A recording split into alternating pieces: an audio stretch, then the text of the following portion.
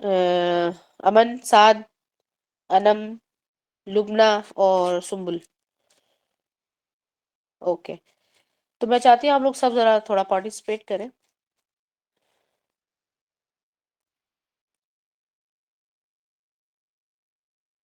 اب میں چند چھوٹے چھوٹے سوال کروں گی جو کہ ہم نے ویسے بیسکلی ایک دوسرے سے پوچھنے سے زیادہ وہ آپ نے اپنے آپ سے پوچھنا ہے، اپنی ذات سے پوچھنا ہے، پھر اس کا جواب دینا. اس کا کوئی صحیح غلط جواب نہیں ہے، لیکن اس کے جواب دینے میں آپ نے پارٹیسپیٹ ضرور کرنا ہے.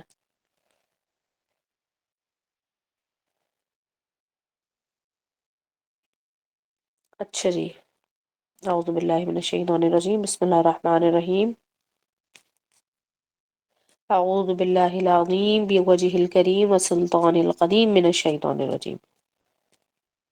رب اشرح لی صدری ویسر لی امری واحلل عقدۃ من لسانی یفقہوا قولی. ربی ادخلنی مدخل صدق واخرجنی مخرج صدق واجعل لی من لدنک سلطانا نصیرا. اللہم صلی وسلم علی محمد وعلی آل محمد وصحبہ اجمعین. اما بعد.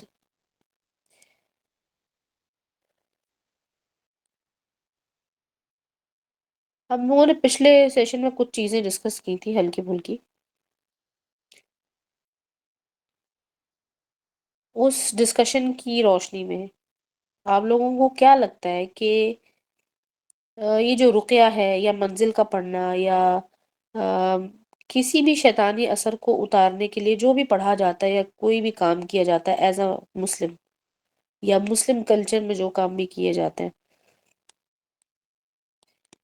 ایسا کیوں ہے کہ بہت ساری پریکٹسز ہمارے معاشرے میں ایگزسٹ کرتی ہیں اور ہم نے یہ دیکھا کہ وہ ساری ہی پریکٹسز سے کچھ نہ کچھ بہرحال اثر ہوتا ہے.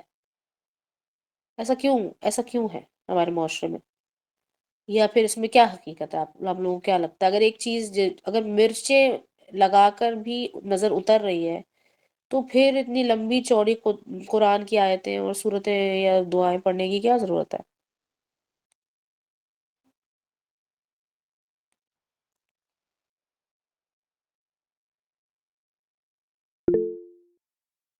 جی امن. جی السلام علیکم. اچھا میم، اس میں ایک پوائنٹ یہ ہے کہ یہ سب چیزیں ہم نے جو لی ہیں وہ اپنے دین سے ہی لی ہیں کہ جو نظر ہے وہ حق ہے، اور جتنی بھی جو جنات ہیں اور دوسری مخلوقات ہیں، یہ تمام چیزیں ہمارے دین اسلام نے ہی ہمیں بتائی ہیں نا، کہ یہ ان کے کیا کیا اثرات ہیں. تو یہ بہت زیادتی والی بات نہیں ہو جائے گی کہ اگر ہم ان سے ان کی نیگیٹو چیزیں تو دیکھ لیں، لیکن پازیٹیو پہلو ہم اس چیز سے نہ لیں. مطلب ہم پرابلم تو سیکھ لیں لیکن اس کا سلوشن وہاں سے نہ پکڑیں.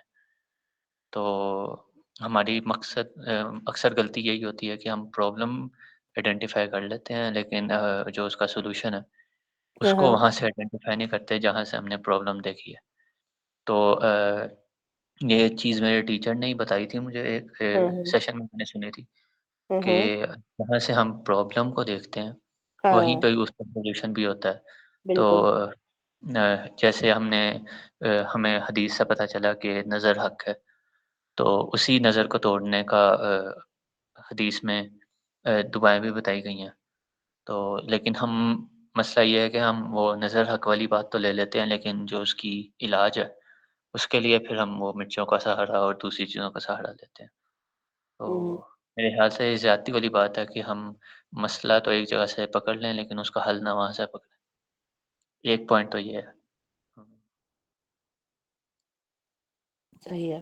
اور کوئی مطلب کچھ یہ کہنا کہ چاہے؟ یہ ہندوانہ رسومات ہیں. ہاں یہ جو مرچیں وغیرہ جلانا یا کوئی چیز دوسری مرچیں جلانا، یا یہ مطلب کہنا کہ وہاں سے نہ آؤ، یہ بیماری دور ہو جائے گی، مطلب تویز وغیرہ کروا کے گلے میں ڈالنا، یہ شرکانہ چیزیں ہیں، ہاں بدعت ہے. مطلب یہ توہمات جس کو کہتے ہیں، جی ہاں. یہ دین میں نئی چیزیں ہیں.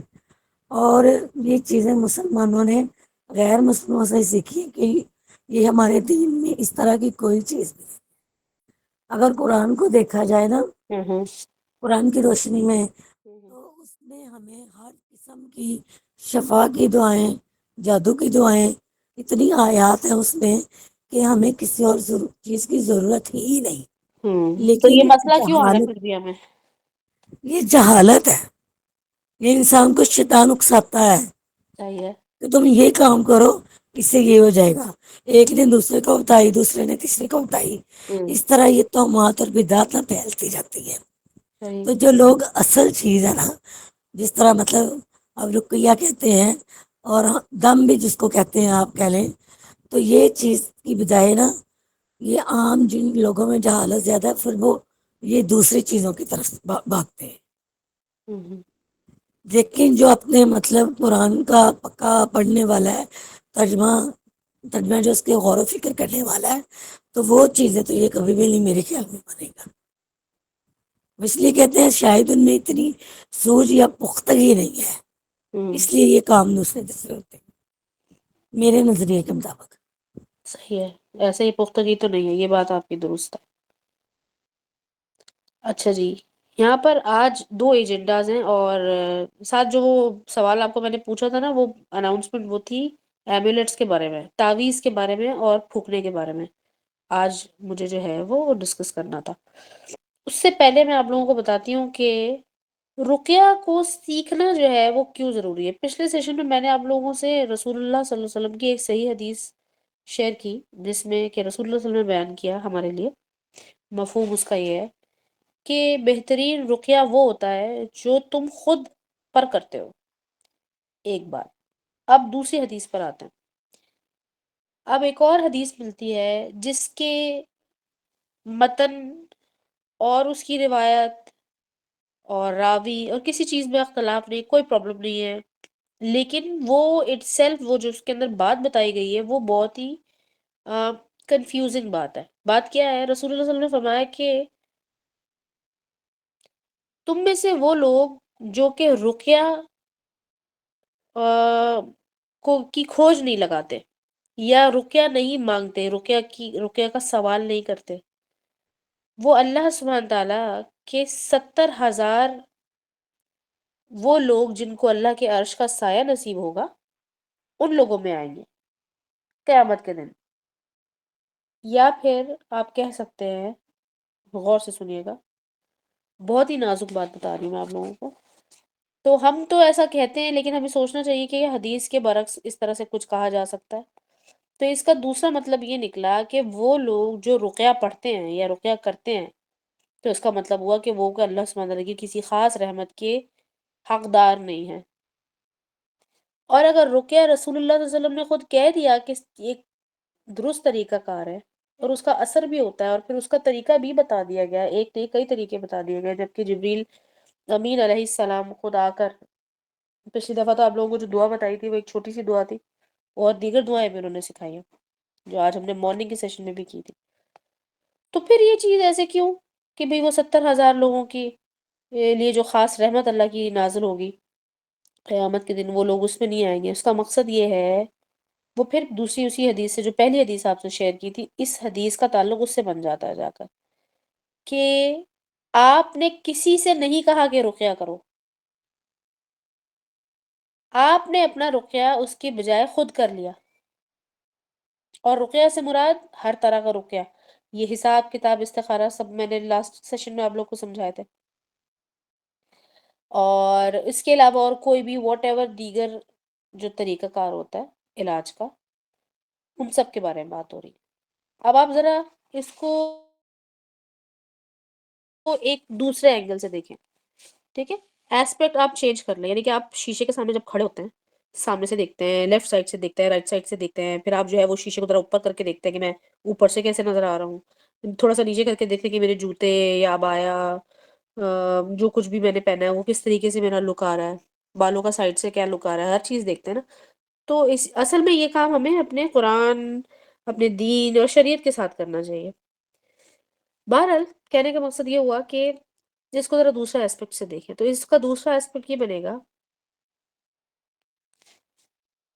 کہ اگر آپ رقیہ جانتے ہیں جس بھی لیول کا، اور آپ کو رسول اللہ صلی اللہ علیہ وسلم کی یہ 2 حدیثیں بھی معلوم ہے، اور ظاہر ہے اللہ سبحانہ تعالیٰ کی خاص رحمت یا عام رحمت جو بھی ہے اس سب کے ہم خواہش مند ہیں، اور اس سب کے ہم ضرورت مند بھی ہیں.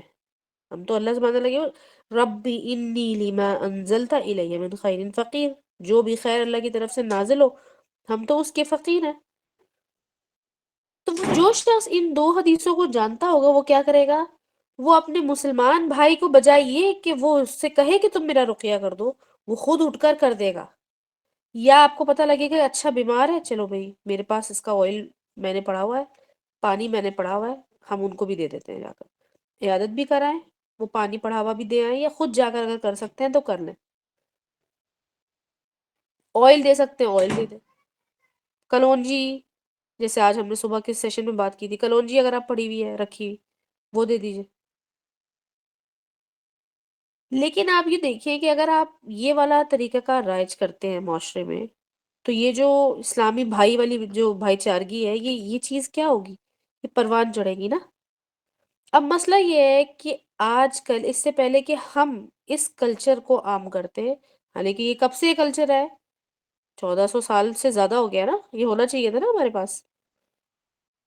لیکن اس سے پہلے یہ کہ ہمارا یہ کلچر ہم اس کو رائج کرتے، ہم نے یہودیوں کے کلچر کو ہی اپنا لیا. اس لیے جادو نہ کر دے، یہ مجھے دیکھ رہی تھی، اس نے پہلی انگلی میری پکڑی تھی، اس نے میرے پاؤں کی انگلی پکڑ لی، اس نے چپل میں پاؤں ڈال دیا، اس نے میرے کوئی کپڑے جو ہیں وہ کٹ گئے ہیں، پھٹ گئے ہیں، کھو گئے ہیں، اور انہوں نے کوئی چیز ہمیں میٹھی پکا کر دے دی تھی، ان کے پاس جب جاؤ یہ میٹھی چیز کھلا دیتی ہیں، ان کے گھر سے بلا وجہ کی مٹھائی آئی تھی.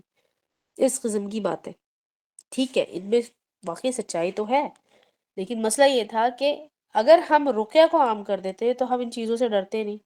اگر ہم سنتوں کو اسی طریقے سے فالو کر رہے ہوتے تو ہمارے ساتھ یہ مسائل ہی نہیں آتے. یہ بالکل اسی طرح سے جس طرح سے آج کل کا جو کھانا پینا ہے، اگر یہ جنک فوڈ اور دیگر یہ جو انفلیمیشن پیدا کرنے، سوزش پیدا کرنے والے جو کھانے پینے ہوتے ہیں، اگر یہ بنتے ہی نہیں، اور اگر بن بھی چکے تھے، کسی نے ایجاد بھی کر لیے تھے، وہ اتنا عام نہ ہوتے، ہر جگہ ہر گلی ہر نکڑ پہ نہ مل رہے ہوتے اتنی آسانی سے، تو جو بیماریاں آج کل بڑے بوڑھے کیا درمیان کی عمر کے بلکہ چھوٹے چھوٹے بچے بھی اس میں مبتلا ہو گئے، وہ نہ ہوتے.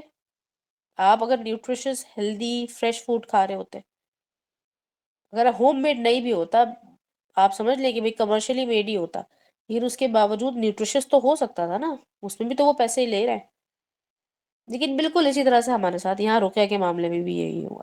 رقیہ کے کیا، بیسکلی ساری سنتوں کے معاملے میں یہ ہو کہ اگر آپ سنتوں کو فالو کر رہے ہوتے، سمعنا و اطعنا کر رہے ہوتے، تو آپ کے ساتھ یہ معاملات نہ ہوتے.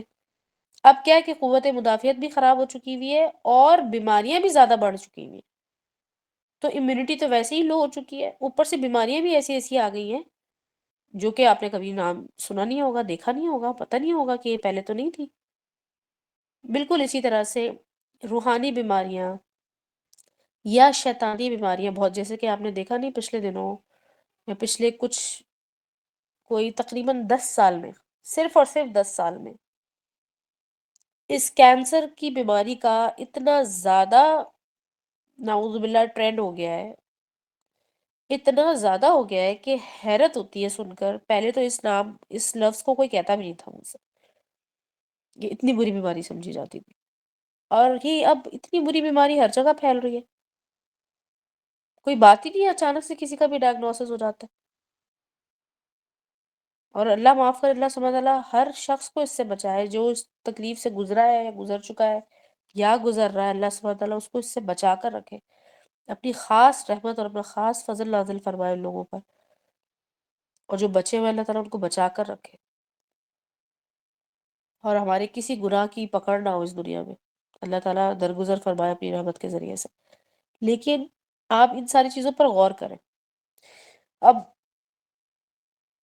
ہم چلتے ہیں اپنی ان آیتوں کی طرف. سب سے پہلی بات تو ہے کہ جب بھی رقیہ کی بات ہوگی تو سب سے پہلے جو حق ہے وہ ہے سورہ الفاتحہ کا.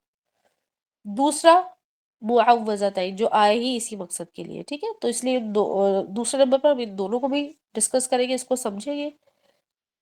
اس سے پہلے ذرا آپ قرآن کی چند یہ آیتیں ان پر ضرور غور کر لیجئے کہ یہ ہمارے ساتھ ہوتا کیوں ہے.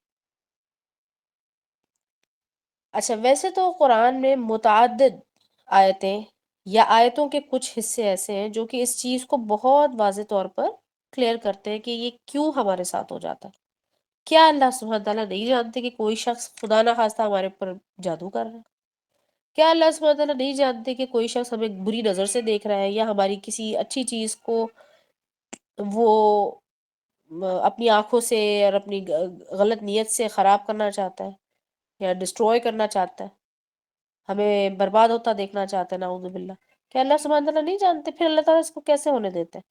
یہ سوال ہر ایک عام شخص کے دل دماغ میں آتے ہیں، خاص طور پر وہ جو ان باتوں کو سوچ رہا ہے کہ آخر یہ ہو ہی کیوں رہا ہے۔ تو پھر ایک اور کیٹیگری وجود میں آ جاتی ہے۔ وہ کون لوگ ہیں؟ جو کہتے ہیں کہ ہم تو اس کو مانتے ہی نہیں ہیں، اور اللہ سبحانہ تعالیٰ پر ہمارا اتنا کا توکل ہے نا کہ یہ ہوتا ہی نہیں ہے۔ تو اب آپ یہ سمجھ لیجئے کہ کیا رسول اللہ صلی اللہ علیہ وسلم کا خدا نخواستہ عقیدہ یا توکل کم تھا اللہ سبحانہ تعالیٰ کی ذات پہ، جو رسول اللہ صلی اللہ علیہ وسلم کے اوپر اس کا اثر ہو گیا؟ کیوں ہو گیا؟ پھر اس کا جواب بھی آ جاتا ہے کہ وہ اس لیے ہو گیا کیونکہ وہ تو سب کے لیے ماڈل تھے نا، تو لہٰذا رول ماڈل کے طور پر اللہ سبحانہ تعالیٰ نے ان کی امت کو کچھ سکھانا تھا، لہٰذا اس لیے ان کے ساتھ ہوا۔ ایسا نہیں ہے، اور ایسا بھی نہیں کہ خدا نہ خواستہ رسول اللہ صلی اللہ علیہ وسلم کے ایمان میں کوئی نقص تھا، نعوذ باللہ، ہرگز نہیں، ایسا نہیں تھا۔ لیکن ایسا ضرور تھا کہ ان پر جو جادو کیا گیا اس کا اثر ضرور ہوا، لیکن ویسا اثر نہیں ہوا کہ جتنی انٹینسٹی کا وہ جادو تھا۔ یا کوئی ایک ایسا شخص جو کہ اللہ کے ذکر میں نہیں مشغول ہوتا، یا وہ شخص جو کہ رسول اللہ صلی اللہ علیہ وسلم، آف کورس رسول اللہ صلی اللہ علیہ وسلم کے لیول کا تو کوئی ہو ہی نہیں سکتا، تو ان کے علاوہ اگر وہی جادو کسی اور شخص پر ہو تو وہ اچھا خاصا بیمار ہو جائے گا، زیادہ بیماری آئے گی اس کو، ٹھیک ہے؟ تو رقیہ میں ہمیشہ نیت کے ساتھ ساتھ آپ کا توکل، آپ کا ایمان اللہ پر، یہ بہت بڑا اس کا جو ہے رول ہے، بہت بڑا رول ہے۔ بالکل اسی طرح سے جیسے کہ آپ کو پتا ہوگا کہ رسول اللہ صلی اللہ علیہ وسلم کے صحابہ کرام رضی اللہ تعالیٰ عنہم جب کسی شخص کی بیماری کے بارے میں سنتے تھے تو عیادت کے لیے جاتے تھے، اور جب عیادت کے لیے جاتے تھے تو اس شخص سے جا کر اپنے لیے دعا کرواتے تھے۔ کیوں کرواتے تھے دعا؟ کیونکہ بیمار شخص کی دعا اللہ سبحانہ وتعالیٰ پرائیورٹی پہ سنتے ہیں، اور وہ تکلیف میں ہوتا ہے نا، تو اس کی جو آہ ہوتی ہے یا اس کی جو پکار ہوتی ہے اللہ کی طرف، وہ ہوتی بھی بہت ڈیپتھ سے ہے، ٹھیک ہے؟ اس بات کو ذہن میں رکھیں۔ اور پھر عیادت کرنے والے کا جو بھی اجر ہے وہ تو ایک الگ بات ہے، کہ اس کا اجر یہ ہے کہ پھر فرشتے اس کی مغفرت کے لیے دعا کرتے ہیں، یہاں تک کہ وہ شخص جو عیادت کے لیے گیا مریض کی، جب وہ واپس آتا ہے تو وہ ایسے واپس آتا ہے جیسے کہ اس نے کوئی گناہ ہی نہ کیا ہو، یعنی کہ اس کے تمام گناہ اللہ سبحانہ تعالیٰ معاف کر دیتے ہیں اور اس سے راضی ہو جاتے ہیں اللہ سبحانہ تعالیٰ۔ لہٰذا اب یہ ایک ایڈیشنل بات آج ہمیں پتہ چل گئی کہ اگر اللہ سبحانہ تعالیٰ کی رضا ہمیں درکار ہے تو ہمیں کیا چاہیے؟ ہمیں، کچھ لوگ ہوتے ہیں نا اپنے گلٹ، بہت ساری چیزیں ایسی ہوتی ہیں، ہر انسان کبھی نہ کبھی گلٹ کی فیلنگ میں تو آتا ہے، تو رسول اللہ صلی اللہ علیہ وسلم نے کیا فرمایا کہ اگر تم سے کوئی غلطی ہو جائے، کوئی گناہ ہو جائے، تو امیڈیٹلی اس کے بعد فوراً نیکی پہ نیکی کیا کرو۔ ایک تو یہ کہ سائیکالوجیکل اس کا ایک افیکٹ ہے، اور پھر ظاہر ہے آپ کے نامہ اعمال پہ بھی افیکٹ ہے، اور وہ اس لیے کر رہے ہیں آپ کہ اللہ کو راضی کر رہے ہیں۔ تو اللہ کو راضی کرنے والے اعمال پہ جہاں صدقہ خیرات کرنا، رشتہ داری کو نبھانا، اچھا سلوک، اچھا اخلاق دکھانا، مسکینوں کو کھانا کھلانا، یہ بہت ٹاپ پرائیورٹی کے کام ہے۔ پانی پلانا، کسی کو بھی پانی پلانا، پیاسے کو پانی پلانا، کھانا کھلانا، اسی میں مریض کی عیادت کرنا، یہ بہت بڑا نیکی، یعنی کہ اللہ کی رضا کے، وہ کہتے ہیں نا کوئک اللہ کی رضا کے کام ہے یہ۔ بالکل اسی طرح جیسے کہ دو لڑے ہوئے لوگوں میں صلح کرا دینا، اور صلح کرانے والا معاملہ واحد ایسا معاملہ ہے جس میں کہ اللہ سبحانہ تعالیٰ جھوٹ کو بھی کنسیڈر کر لیں گے۔ یعنی کیا کنسیڈر کر لیں گے؟ ایسا کوئی جھوٹ جو ان دونوں کو ملانے میں ہیلپ کرے، ایسا نہیں کہ مزید فتنہ کھڑا ہو جائے، ٹھیک ہے؟ تو رضا، اللہ سبحانہ تعالیٰ کی رضا حاصل کرنے والے کاموں میں سے ایک کام یہ۔ دوسرا، بیمار والی چیز آپ نے سنی سمجھی، تو اس کا مطلب یہ ہوا کہ جو شخص رقیہ کی نیڈ میں ہے، آف کورس وہ شخص بیمار ہے۔ اب جب شیاطین ہمیں ٹچ کر لیتے ہیں یا ہم پر اثر انداز ہوتے ہیں، چند لمحوں کے لیے بھی اگر وہ اثر انداز ہو گئے، تو ہمارا جسم جو ہے وہ کسی نہ کسی تکلیف سے گزرتا ہے، چاہے وہ آنکھ میں درد ہو گیا تھا تھوڑی دیر کے لیے، ہاتھ میں درد ہو گیا تھا، ایک سائڈ پہ کندھے پہ درد آ گیا تھا، پیٹ میں آ گیا تھا، یا آنکھوں کے اوپر والا حصہ دکھنا شروع ہو گیا تھا. یہ تمام چیزیں جو کہ فزیولوجیکل پین میں آپ کو مبتلا کرتی ہیں، وہ کسی حد تک شیطانی معاملات سے بھی جڑی ہو سکتی ہیں. ہمیشہ نہیں ہوتی پر ہو سکتی ہے. ٹھیک ہے. تو اسی طرح سے جب وہ شخص جو کہ رقیہ کر رہا ہے، مریض اگر خود کر رہا ہے، فار ایگزامپل اگر مریض خود کرتا ہے، تو پھر وہ سب سے پہلے جب شروعات کرے گا تو وہ اللہ سبحانہ تعالیٰ سے دعا کرے گا کہ یا اللہ، آپ ہی وہ ہے جو کسی کو بیمار کرتے ہیں اور آپ ہی ہے جو شفا دیتے ہیں. اب سامنے آپ کے جو آیت کھلی ہوئی ہے، ذرا اس کو غور سے دیکھیں. سورہ زخرف کی آیت ہے، وَمَن يَعْشُ عَن ذِكْرِ الرَّحْمَنِ نُقَيِّضْ لَهُ شَيْطَانًا فَهُوَ لَهُ قَرِينٌ. اس کو ہم پہلے بھی تدبر میں میرا خیال ہے کم سے کم 3 سے 4 مرتبہ تو کر چکے ہیں، اور اس وقت میں نے اس کو رقیہ کے بیک گراؤنڈ کے ساتھ نہیں پڑھایا تھا، لیکن آج میں اس کو پڑھاؤں گی. اور دیکھ لیجئے کہ وَمَن يَعْشُ عَن ذِكْرِ الرَّحْمَنِ، یہاں پر انہوں نے لکھا ہوا ہے کہ جو شخص رحمان کی یاد سے غفلت کرے. ٹھیک ہے، یہاں لکھا ہے وَمَن يَعْشُ عَن ذِكْرِ الرَّحْمَنِ، ہم اس پر شیطان مقرر کر دیتے ہیں اور وہی اس کا ساتھی رہتا ہے. اب یہاں انہوں نے جو لفظ لکھا ہوا ہے وہ لکھا ہوا ہے غفلت. غفلت انہوں نے ٹرانسلیٹ کیا ہے یعشو کو. ٹھیک ہے، یعشو. اچھا جی، یعشو کا مطلب غفلت یا بھول جانا نہیں ہوتا. آپ کو پہلے بھی بتایا تھا کہ نسو، نسی، انس، یہ تمام الفاظ بھولنے کے لیے ہوتے ہیں. اور غفلت اٹ سیلف غافلون بھی آیا ہے، اور غفلت کا لفظ جو ہے وہ قرآن میں آتا ہے. ٹھیک ہے، غافلہ آتا ہی آتا ہے. تو یاشو اس لفظ میں ٹرانسلیٹ نہیں ہوتا ہے. یاشو کا مطلب ہے کہ وہ شخص عیش سے رہ رہا ہے. عیش سے مراد کیا ہوتا ہے؟ اردو والا عیش نہیں. عیش سے مطلب اس کی جو روٹین ہے وہ چل رہی ہے، نارمل روٹین اس کی زندگی کی چل رہی، کھا رہا پی رہا سو رہا جاگ رہا، اپنے معاملات دیکھ رہا. اور کیسے رہ رہا ہے وہ؟ وَمَن يَعْشُ، اور جو یعشو ایسی زندگی گزار رہا ہے کمفرٹ زون میں، ایسی زندگی گزار رہا ہے. ان ذکر الرحمن، رحمان کے ذکر سے وہ زندگی گزار رہا ہے. سے مطلب مراد ہوا کہ اللہ کی یاد سے پرے ہو کر، یا اس کو اس نے ایک سائڈ پر کیا ہوا ہے. اور الرحمن یہاں پر اللہ سبحانہ وتعالیٰ نے اپنے لیے یوز کیا اس آیت میں، حالانکہ اللہ اپنے لیے رب یا اللہ کا لفظ بھی استعمال کر سکتے یا خالق بھی کر سکتے تھے، لیکن رحمان اللہ نے چوز کیا. تو آگے دیکھیے کیا لکھا ہوا ہے، نقید لہو. آگے ایک دم سے اس کا جو فارم ہے نا آیت کا وہ چینج ہو گیا. نقید لہو، اللہ سبحانہ وتعالیٰ نے اس کو اپنی طرف کر دیا کہ ہم اس کے اوپر ایک، اردو میں کہتے ہیں نا کہ اپوائنٹ کرنا، سوری انگلش میں کہتے ہیں اپوائنٹ کرنا، اردو میں کہتے ہیں معین کرنا. تو نقید کا مطلب یہی ہوتا ہے کہ وہ اس کے اوپر چڑھ کر بیٹھا ہی رہتا ہے. لہو شیطان، اس کے لیے ایک شیطان، شیطانن سے پتہ چلتا ہے ایک شیطان. ٹھیک ہے، فہوا لہو قرین، تو پھر وہ ہو جاتا ہے لہو اس کے لیے قرین. قرین کا مطلب یہاں پر لکھا ہوا ہے ساتھی. ساتھی ہی اس کا مطلب ہوتا ہے، ہمیشہ اس کا وہ ساتھی بنا رہتا ہے، یعنی کہ اس کے ساتھ وہ سمجھ لے کہ چپک جاتا ہے، بالکل اس کا ٹوین بن جاتا ہے. تو بیسیکلی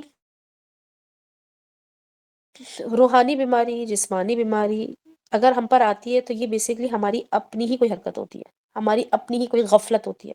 پھر سورہ البقرہ کے اندر جو مشہور زمانہ آیت ہے، سورہ البقرہ کی آیت نمبر 102، کافی لمبی آیت ہے، اور اس کے اندر پہلے بھی کئی دفعہ ریفرنسز دے چکی ہوں میں اس آیت کے، اور اس کو ہم لوگ رقیہ میں بھی پڑھتے ہیں، خاص طور پر جب کہ ہمیں یقین ہو کہ جادو یا جادو ٹائپ کی کوئی چیز ہے، تو وہ اس کو ایلیویٹ کرنے کے لیے، ایلیویٹ کرنے کے لیے نہیں ہوتی ہے، وہ ہوتی ہے اس کو ڈیٹیکٹ کرنے کے لیے، ڈائگنوسس کے لیے وہ دعا، وہ اس سورہ کی وہ آیت پڑھی جاتی ہے. اس آیت کے اندر یہی بتایا گیا کہ دو ہاروت اور ماروت آئے، اور اللہ کے حکم سے وہ لوگوں کو جادو سکھایا کرتے تھے فرشتے، یعنی کہ وہ بابل میں آئے. ببابل هاروت وماروت وما يعلمان من احد حتى يقولا، کہ وہ تم میں سے کسی ایک کو بھی جادو نہیں سکھاتے تھے جب تک کہ وہ ہر ایک کو یہ نہ کہہ دے کہ اگر تم نے یہ کام سیکھا تو پھر تم کفر کرو گے، تم شرک کرو گے، تم کفر کرو گے. لیکن وہ پہلے اس بات کی وارننگ دے دیتے، ڈسکلیمر دے دیتے تھے کہ اگر سیکھنا تو سیکھو لیکن تم پھر کافر ہو جاؤ گے. اس کے اندر یہی لکھا ہوا ہے کہ وہ جادو سکھاتے تھے کہ جو ایک عورت اور مرد کے درمیان جدائی ڈال دیتا تھا، لیکن سوائے اس کے کہ وہ اس کا اثر کب ہوتا تھا؟ جب کہ اللہ بِإِذْنِ اللہ، اللہ کے اذن کے علاوہ اس کا اثر نہیں ہوتا تھا. اس کا کیا مطلب ہوا؟ کہ اللہ کا اذن ہوتا ہے. اب سوال یہاں پر پتہ ہے کیا؟ کلاسک سوال یہ ہے کہ اللہ کا اذن آپ کے اگینسٹ کیوں ہو گیا؟ یہ ہے اصل میں معاملات. صحیح سوال کرنا بہت ضروری ہے. سوال کرنا ضروری نہیں ہے، یہ غلط بتا دیا آپ کو. پچھلے میرا خیال ہے کوئی پچھلے 50 سال یا شاید اس سے بھی زیادہ آدھی صدی گزار دی ہے یہ بات سکھا سکھا کے کہ سوال کرنا بہت اچھی بات ہے، سوال کرنا بہت اچھی نہیں ہے. سوال کرنا اچھی بات، صحیح موقع پر صحیح سوال کرنا ضروری ہے. صحیح سوال بہت ضروری ہے. تو یہاں پر صحیح سوال کیا ہے؟ ہمارا تو دماغ چلتا ہی نہیں ہے کہ ہمیں پتہ ہی نہیں چلتا کہ صحیح بات کیا ہے، غلط بات کیا ہے. اور ہم ایسا سوال اٹھاتے ہیں پھر بتانے والے پر کہ سب کے سب کا فوکس ادھر چلا جاتا ہے. جیسے کہ آپ جو بات ہمیں بتا رہے ہیں اس کا ریفرنس دیں. بھئی آپ کا ریفرنس بتانے کا کیا سینس بنتا ہے جب آپ کتابوں کو، حدیثوں کی اصلیت کو، اس کے بیک گراؤنڈ کو آپ جانتے ہی نہیں. آپ کو یہی نہیں پتا کہ مسند کس کو کہتے ہیں، سنن کس کو کہتے ہیں، اور مشکات کا کیا مطلب ہے. آپ تو یہی نہیں جانتے. یا صحیح کا کیا مطلب تھا، ضعیف کا کیا، موضوع کا کیا مطلب تھا، آپ یہ نہیں جانتے. تو آپ کو ریفرنس دے کر کیا کرنا ہے ہم نے؟ بس یہ کہ ایک فتنہ فساد کھڑا ہو جائے امت میں، سننے والے سنے ہی نہ، وہ بولے پتہ نہیں اس کا تو ریفرنس ہی سمجھ سے باہر ہے. کبھی کسی نے کراس ریفرنسنگ کی ہے جا کر چیک کیا ہے ریفرنس اس کا صحیح ہے یا غلط ہے؟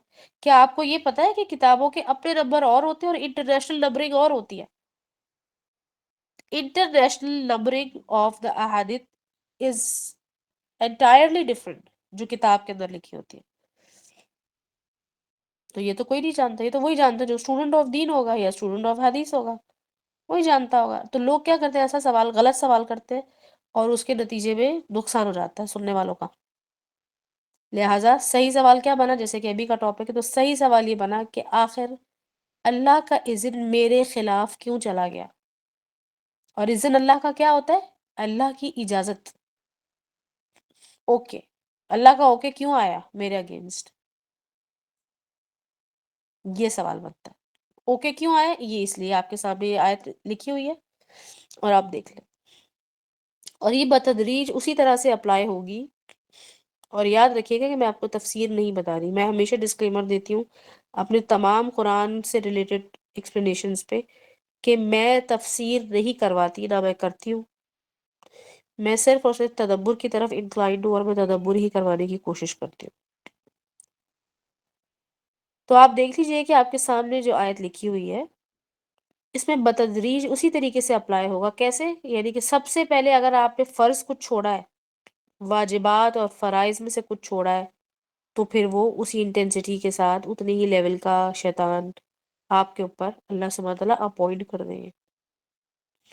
اور یاد رکھیے گا کہ یہ وہ شیطان نہیں ہے جو آپ کی پیدائش کے ساتھ ہی پیدا ہوا تھا، یعنی کہ ہمزاد یا قرین جس کے لیے کہا جاتا، اس کے لیے بھی قرین کا لفظ آیا. لیکن یہ اس قرین کی بات نہیں ہو رہی. قرین کا مطلب ہوتا ہے جو بالکل آپ کے ساتھ رہتا ہے،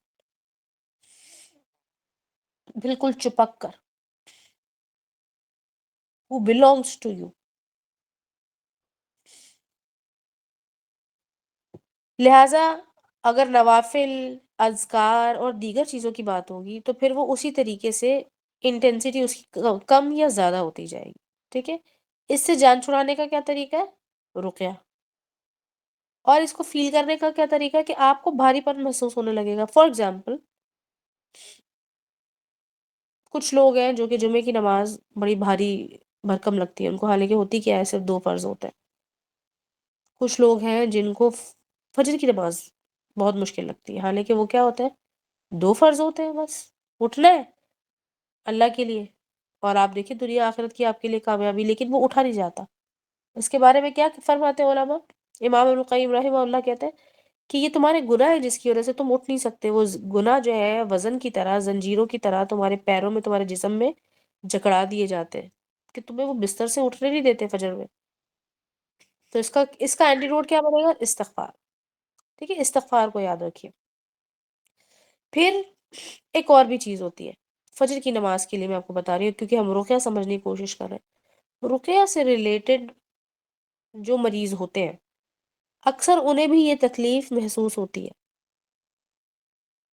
یا پھر اوور آل تمام نمازیں ہی ان کو بہت یا تو بھاری لگنے لگتی ہیں، یا وہ کہتے ہیں بس ٹھیک ہے اٹھ کے پڑھ لیتا ہوں بھائی. اچھا، اور وہ ایک دم سے اس کو اندازہ ہو جائے گا کچھ عرصے کے بعد کہ میں پہلے تو یہ مسئلہ میرا نہیں تھا لیکن یہ اب ہونے لگا. اگر تو خالی فجر کے ساتھ ہو رہا ہے تو پھر وہ آپ سمجھ لیں کہ روزمرہ کے معمولات کی وجہ سے ہو رہا ہے. اور اگر اور نمازوں کے ساتھ بھی ہو رہا ہے تو اس کا مطلب ہے کہ شیطان کا کوئی معاملہ ہے. اب مسئلہ یہ، اگر آپ نے نماز چھوڑی تو ایک سمجھ لے کہ تقریباً 50 تو پہلے ہی آپ کے اوپر مسلط ہوئے تھے شیطان اپنی ہی غفلت کی وجہ سے، اور پھر اب مزید نماز چھوٹی یا کم ہوئی یا غلط ہوئی تو اس کی وجہ سے ایک اور پوائنٹ ہو گیا جو اس آیت کے اندر اللہ سبحانہ تعالیٰ کلیئرلی فرما رہے ہیں ہمارے لیے. تو اس کا اینٹیڈوٹ کیا بنے گا؟ استغفار. دوسرا اینٹیڈوٹ کیا ہے؟ صبح اور شام کے اذکار. اگر آپ کو لگ رہا ہے کہ بھئی میں فرض نمازیں میری نہیں ہوئی ہے، پوری نہیں ہو پا رہی ہے، اس کے باوجود بھی آپ صبح شام کے اذکار کریں. اس کے باوجود بھی آپ کوشش کریں کہ مغرب سے تھوڑا ٹائم پہلے اللہ کے ذکر میں مشغول ہو جائیں. کیا آپ جانتے ہیں کہ سورہ آئی تھنک سورہ البقرہ کی آیت ہے یا سورہ، مجھے یاد نہیں آ رہا بالکل، میرے ذہن سے ابھی سلپ ہو گیا، جس کے اندر اللہ سبحانہ وتعالیٰ فرماتے ہیں کہ یہ لوگ جب نماز پڑھتے ہیں تو نماز میں مجھے یاد تو کرتے ہیں پر بہت تھوڑا. اس آیت کا ترجمہ یہ ہے. اور یہ اللہ سبحانہ وتعالیٰ کن لوگوں کے بارے میں فرما رہے ہیں؟ اللہ سبحانہ تعالیٰ منافقین کے بارے میں فرما رہے ہیں. جو لوگ منافق ہوتے ہیں وہ اللہ تعالیٰ کی لیے نماز تو پڑھتے ہیں لیکن اس کے اندر جو ذکر کرتے ہیں، یعنی کہ اللہ کو یاد کرتے ہیں نا، وہ بہت کم کرتے ہیں. یعنی کہ اس کا کیا مطلب ہوا؟ جو منیمم لیول ہوتا ہے نا اس پہ رہتے ہیں وہ ہمیشہ. جلدی جلدی نماز پڑھتے ہیں، 3 یا 4 یا 5 مرتبہ سے اذکار پڑھتے ہیں رکوع اور سجدے کے، یا وہی جو روایتی چلا آ رہا ہے بچپن سے لے کے بڑے ہوئے تک وہی پڑھے چلے آ رہے. لہٰذا اس کا تعلق ہمارے انفاق سے بھی ہے، یعنی کہ ہمارے ایمان سے بھی ہے. اور دوسرا مسئلہ اس کا تعلق ہو گیا روحانی بیماری سے. ٹھیک ہے، تو ایک فرسٹ ڈائگنوسس تو آپ کو یہ ملے گا. نمبر 2 ڈائگنوسس آپ کو سستی کاہلی بہت محسوس ہوگی فار نو ریزن. آپ کو لگے گا کہ بس میرا کچھ کرنے کا دل نہیں چاہ رہا. نہ آپ سونے میں ہوں گے نہ آپ جاگنے میں ہوں گے، آپ کو جمائیاں بہت زیادہ آئیں گی اور طبیعت بھی جو ہے نا تھوڑی سی چڑچڑی رہے گی. And you will not be yourself. جو آپ ہیں حقیقی طور پہ آپ وہ نہیں ہوں گے. اور آپ کو پتہ ہے کہ جو کرونک آئن کے جو مریض ہوتے ہیں، ہم نے دیکھا کہ ان کو یہ ایک کمپلین ہے کہ انہیں جب پتہ چلتی ہے جب ان کا علاج ہونا شروع ہوتا ہے، وہ بھی اللہ کے حکم سے. انہیں یہ جب یہ تکلیف ان کی کم ہونا شروع ہوتی ہے تو تب انہیں اندازہ ہوتا ہے کہ ہم تو اس ایک تکلیف میں مبتلا تھے. کیا تکلیف؟ کہ انہیں لگتا ہے کہ ہمارے اندر جو باتیں چل رہی ہیں وہ کچھ اور تھی، اور جو ہم ڈسپلے کر رہے ہیں یا ڈیمونسٹریٹ کر رہی ہے نا ہمارا جسم، ہماری زبان، میں وہ نہیں ہوں. مجھے لوگ غلط سمجھ رہے ہیں یا مجھے لوگ کاہل سست سمجھتے میں ہوں نہیں، یا مجھے لوگ ڈفر سمجھتے میں تو ہوں نہیں، اور میں پرفارم بھی نہیں کر سکتا ہوں. جو میں جیسا سوچتا ہوں میں ویسا پرفارم نہیں کر سکتا ہوں، یا جو میرے ویلیوز ہیں میں اس طریقے سے بیہیو نہیں کر رہا ہوں. یہ بھی ایک بہت بڑی نشانی ہے. لیکن یہ کس چیز کی نشانی ہے؟ یہ نشانی ہے پرانی نہ توڑ کی ہوئی نظر کی. ٹھیک ہے، اور توڑ کرنے آپ نے کہیں اور نہیں چلے جانا، توڑ آپ کو اللہ سبحانہ تعالیٰ کے کلام سے ہی مل جائے گا. کہ کچھ چیزیں تو ایسی ہیں جو کہ اسپاٹ آن پروٹوکال کے ساتھ آئی ہیں، بالکل رسول اللہ صلی اللہ علیہ وسلم نے پوری کلیئر کر کے بتائی ہیں. اور کچھ اور ایسی چیزیں ہیں جو کہ thanks to all those who were performing all these exorcism کہ ان کے ایکسپیرینس سے ہمیں پتہ چل گیا. تو میں بھی ان میں سے ایک ہی ہوں کہ جہاں سے میں نے سیکھا ہے، اور میں نے اس کو الحمدللہ اللہ کے حکم سے اس کو فالو بھی کیا ہے، اور بہت سے لوگوں کو بتایا. میرا ایک ہی ٹارگیٹ ہے، بالکل اسی طریقے سے جیسے میں آپ لوگوں کو سکھانے کی کوشش کر رہی ہوں، اسی طریقے سے میری یہی کوشش ہوتی ہے کہ اگر کوئی ایسا مریض آ گیا میرے پاس کہ جن کا کرونک ایشو ہے، تو ان کو سیدھا سیدھا سارا کچھ بتا دیا جاتا، ایک دفعہ علاج کر کے باقی کا پورا طریقہ کار ان کو سکھا دیتی ہوں میں کہ آپ نے یہ اب خود کرنا ہے.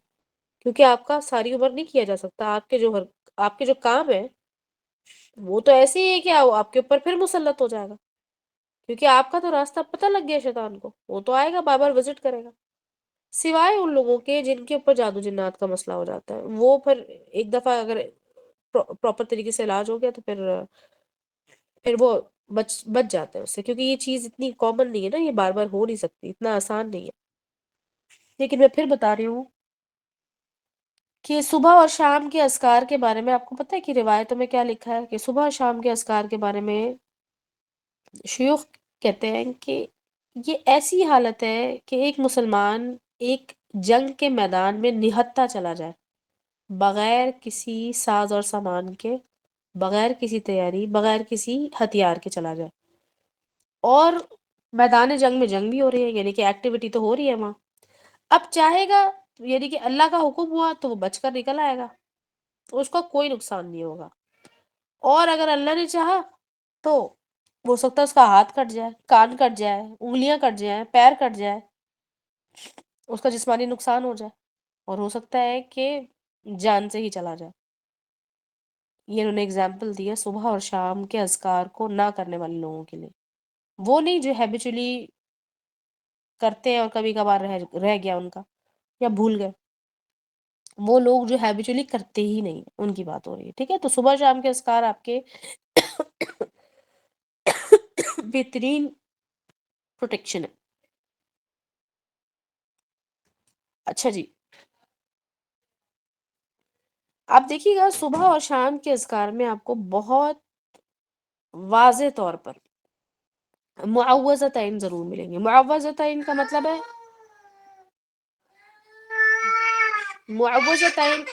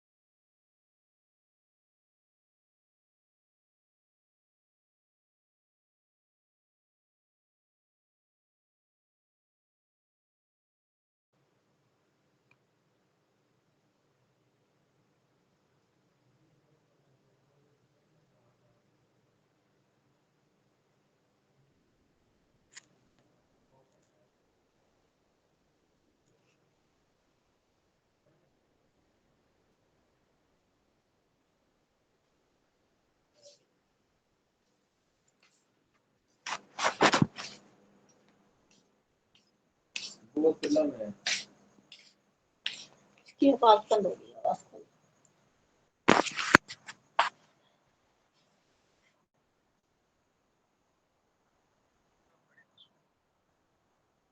کیوں؟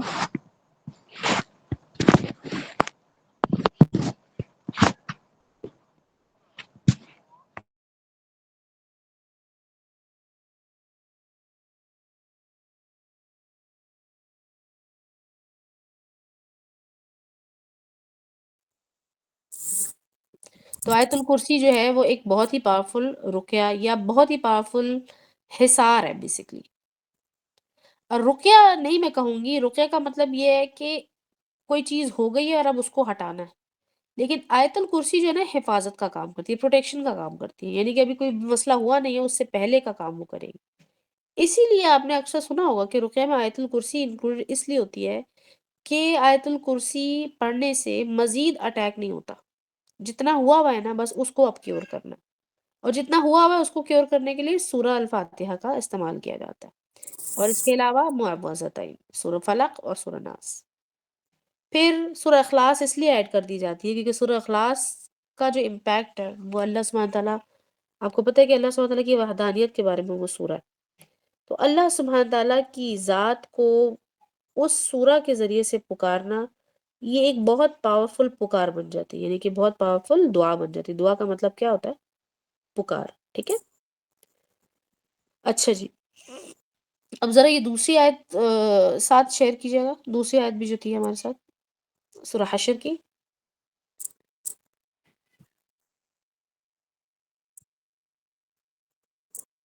سورہ حشر کی آیت آئی تھنک 20، اور یہ والی سورہ، یہ والی آیت بھی ہم نے جو ہے تدبر میں کی تھی، یہ شروع کی ہے سورہ تدبر. حشر کی آخری 3 آیات ہیں. نہیں آخری 3 آیتیں نہیں، آخری 3 آیتیں جو سے وقت میرے پہلے ہے، پاس ہے. 28 26 کچھ ہے. میں نمبر دیکھ کے آپ کو بتاتی ہوں.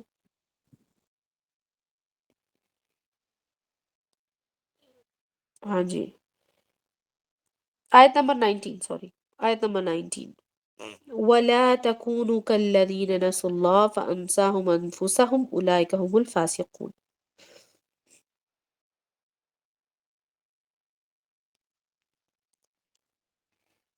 تو اس آیت کو ذرا غور سے دیکھیے گا کہ جس طرح میں آپ کو پچھلی آیت میں بتا رہی تھی کہ یعشو کا مطلب کیا ہوتا ہے،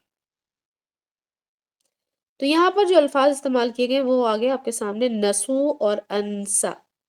وَلَا تَكُونُوا كَالَّذِينَ، اور نہیں ہو جاؤ تم کالذین ان لوگوں کی طرح نسوا اللہ جنہوں نے اللہ کو بھلا دیا. نسوا اللہ، اللہ کو بھلا دینا.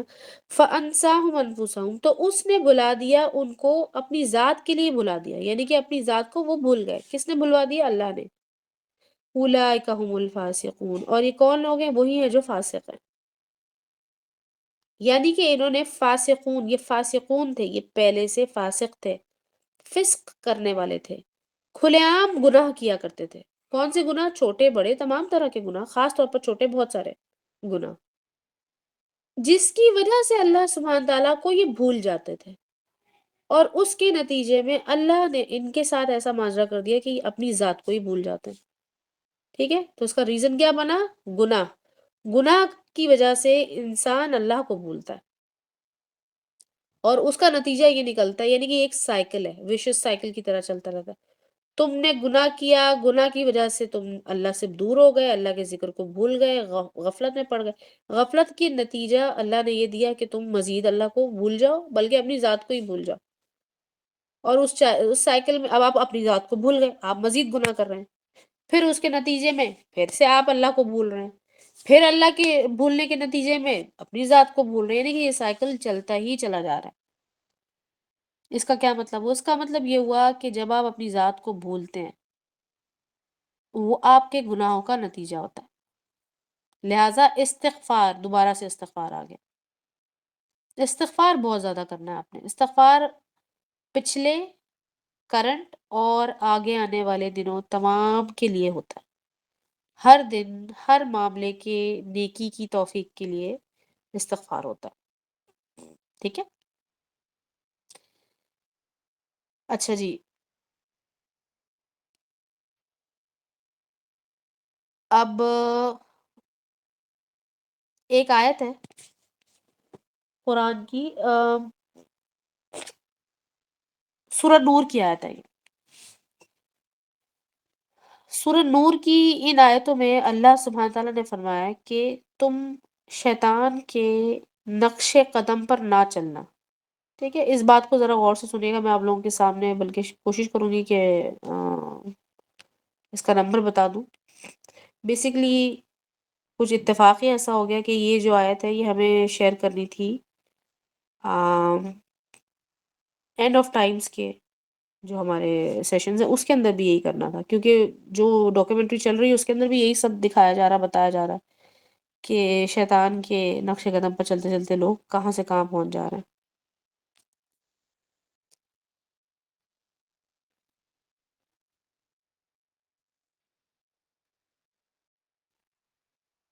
جی یہ ہے آیت نمبر 21۔ یا ایہا الذین آمنوا لا تتبعوا خطوات الشیطان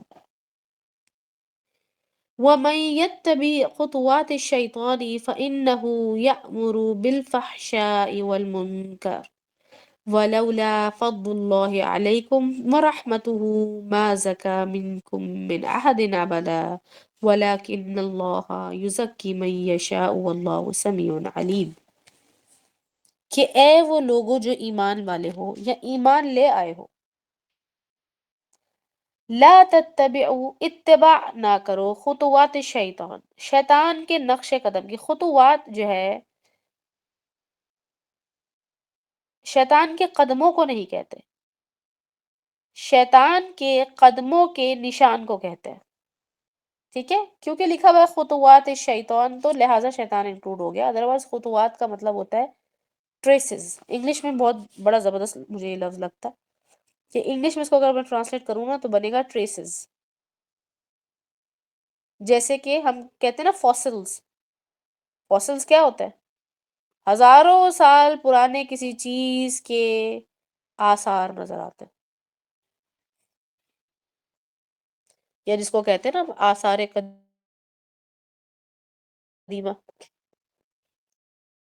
تو خطوات شیطان کا کیا مطلب ہوا کہ شیطان کے نقش قدم۔ اب نقش قدم کو ذرا دیکھیے، تو ہم نے نقش قدم کو سمجھ لیا کہ جس پر وہ چل رہا ہے نا وہ جہاں جہاں ہو گیا ہم بھی اس کے پیچھے، نہیں نہیں نہیں، نقش کو دیکھیں آپ کہ اس نے کہاں نشان چھوڑے اور اس سے ملتا جلتا حرکت کرنا شروع کر دیتا ہے انسان۔ تو اللہ سبحانہ نے فرمایا کہ اس کو فالو مت کر لینا، یا اس جیسی کسی چیز کو فالو نہیں کرنا۔ وَمَن يَتَّبِعْ خُطُوَاتِ الشَّيْطَانِ، کہ اگر تم میں سے کوئی بھی شخص یا جو بھی تم میں سے اس کو فالو کرے گا تو کیا ہوگا؟ وہ تم کو فَإِنَّهُ، بے شک تو وہ تم کو یَأْمُرُ، تم کو حکم کیا دے گا، یا تمہیں کس طرف ڈائریکشن دے گا؟ بالفحشاء، بے حیائی، والمنکر، اور ایسی چیزوں کی طرف۔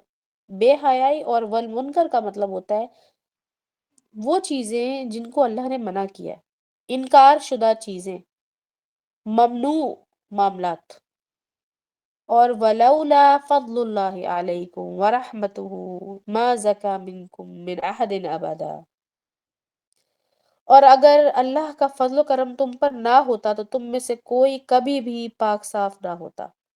اللہ کی رحمت کیا ہے ہم پر، اللہ کا فضل رحمت کیا ہے؟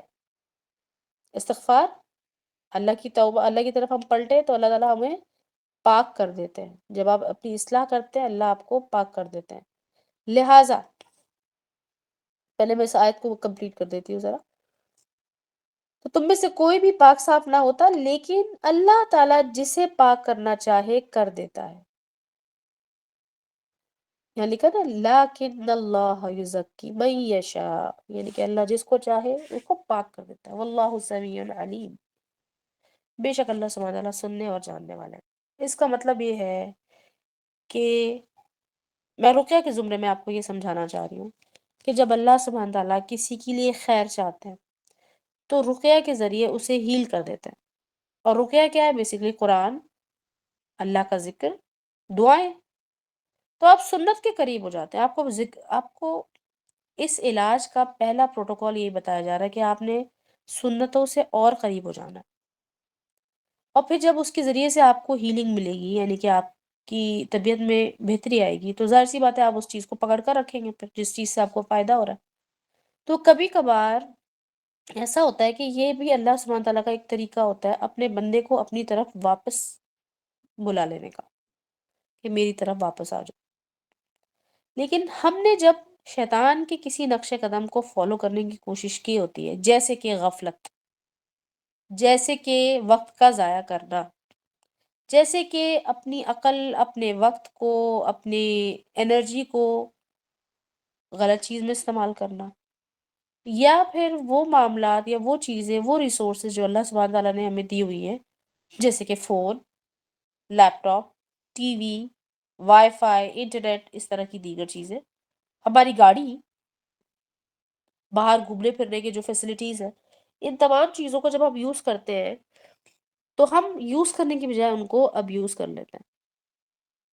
یعنی کہ کسی سے ملنے جلنے، اچھا وقت گزارنے میں کوئی مذائقہ نہیں ہے، لیکن اتنا کہ وہ آپ کا وقت ضائع کر دے، آپ کی نماز نکل جائے، آپ کی ویکینڈ کی کسی ایکٹیویٹی کی وجہ سے اگلے دن صبح آپ کی فجر نکل جائے. بلکہ ویکینڈ پہ تو آپ کو اس چیز کا اہتمام کرنا چاہیے کہ اللہ سبحانہ کو زیادہ یاد کریں، تہجد کا اہتمام کریں.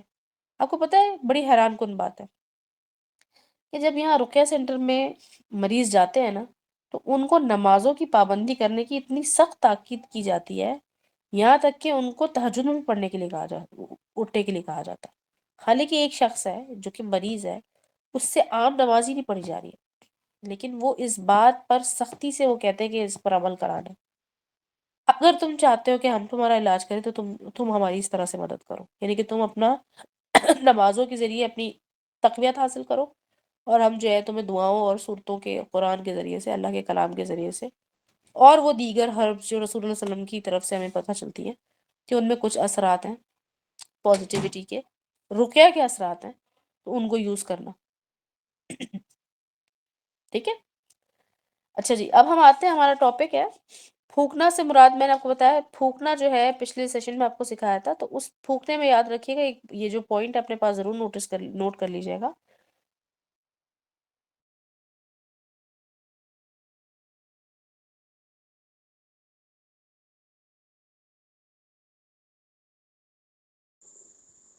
کیا کہا آپ نے؟ کہ پھونکنے کا جو طریقہ ہے اس میں ضرور نوٹ ڈاؤن کر لیجیے گا کہ اگر وہ آپ نظر کسی چیز میں آپ کو نظر کا شبہ ہے کہ بھی شاید نظر ہو گئی ہے، نظر سے مراد آئین، ایول آئی، ٹھیک ہے، تو اس پر پھر آپ نے جب پھونکنا ہے اس کے لیے پانی پر یا اس شخص پر، مریض پر، تو آپ نے اپنے تھوک کے ساتھ پھونکنا ہے. اور تھوک کا مطلب ایسا نہیں کہ بہت زیادہ تھوک ہو، لیکن ہلکا بہت اس میں ڈراپلیٹس ہونے چاہیے. ٹھیک ہے. جیسے ہلکی سی فوار.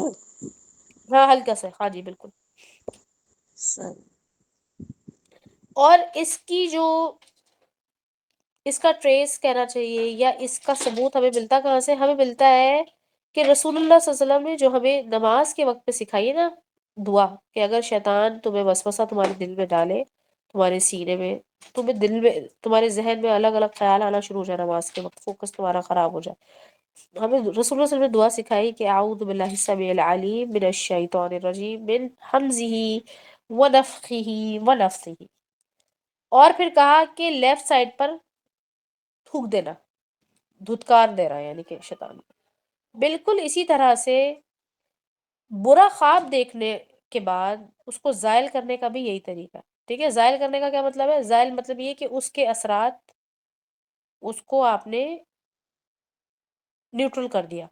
زائل کرنے سے مراد ہوتا ہے نیوٹرل کر دینا، اور ضائع یہ کرنے کا کہتے مطلب ہوتا ہیں ہے ویسٹ کر دینا. کہ بھائی یہ جو خواب ہوتے ہیں، جی جی. میں نے کہیں سب شاید سنا ہے کہ خواب ہوتے ہیں وہ فرشتوں کے پروں کے نیچے ہوتے ہیں. کیا تو ہوتے جو ہیں؟ فرشتوں کے پیروں کے نیچے ہوتے ہیں. خواب. تو ہاں جی، ہاں ہاں، اس آگے طرح بولے. کی کچھ بات سنی ہے. تو یہ تو پڑھا ہے میں نے کہ جو اچھا خواب ہے وہ انسان کو بتانا چاہیے، لیکن جو برا خواب ہے وہ کسی کو نہیں بتانا چاہیے. نہیں نہیں نہیں، اچھا خواب برا خواب کسی کو بھی کچھ بھی نہیں بتانا چاہیے. اب جی سنیں، یہ خواب کا الگ ہی ایک ٹاپک ہے، لیکن جی. خواب خاص طور پر ایسا خواب جس سے آپ ڈر گئے تھے یا آپ کو اچھا نہیں لگا، اور نہیں وہ دیکھی، خواب میں نے کچھ چیز دیکھی اس طرح کی، ڈری نہیں میں، ویسے ہی میں نے دیکھے خواب میں، جیسے سانپ ہو دو تو یہ یا برا خواب بہت ہے، اچھا اونچائی خواب تو کی نہیں ہے. جگہ ہو، اور ایک سانپ کچھ نہیں کہہ رہا اور دوسرا سانپ جو ہے وہ مجھے مطلب ڈسنے کی کوشش کر رہا ہو. ڈری نہیں لیکن خواب میں دیکھے. یا کسی اونچی جگہ سے میں نیچے گر گئی ہوں یا میری چپل گم ہو گئی ہے، اس طرح کے خواب جو ہوتے ہیں. ہاں، دانت کے حوالے سے بھی خواب آتے ہیں آپ کو؟ دانت ٹوٹ گیا میرا، دانت ہل رہے میرے. یا لبنا. یہ بھی کہ اپنے آپ کو بعض دفعہ بنانا دیکھ. اچھا ہاں جی. ہاں. تو اسی طرح کی یہ جو خواب ہے، اب یہ بیسکلی خوفناک خواب نہیں ہے یہ، لیکن خوف تو آتا ہے نا کہ یہ کیا تھا، یہ کیا عجیب و غریب خواب تھا. یہ نہیں کہ تشویشناک خواب ہے یہ، اور یہ کامن ہے. ٹھیک ہے، یہ بیماری کی علامت ہے. ان خوابوں میں رسول اللہ صلی اللہ علیہ وسلم نے ان خوابوں کو دیکھنے کے بعد ہمیں حکم دیا کہ اس کا اثر زائل کر دو. اثر زائل کرنے سے مراد ہے اس کو نیوٹرل کر دو، یعنی کہ جب تم اس کا اثر زائل کر دو گے تو شیطان اس پر تمہارے دماغ پر حاوی نہیں ہوگا، اور وہ اس بات پر بھی حاوی نہیں ہوگا کہ اس میں سے کوئی چیز کو سچائی میں تبدیل کر دے.